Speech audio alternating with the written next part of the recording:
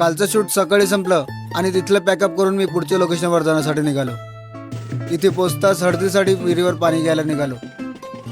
विहिरीवरून पाणी घेऊन जात असताना आमच्या मावशीसोबत मस्ती करत करत मंडपात पोचलो.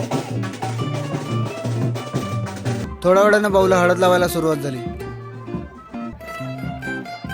आणि रेडी होऊन मंदिरात जाण्यासाठी निघालो.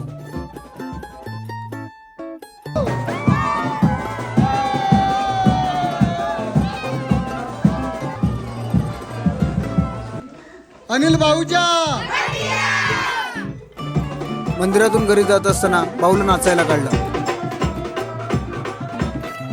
आणि घरी पोचल्यावर त्यांचे रिच्युअल सुरू झाले.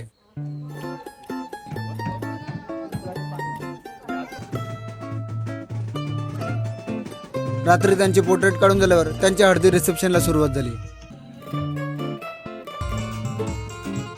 शेवटी सर्व संपल्यानंतर पॅकअप करून मी घरी गेलो.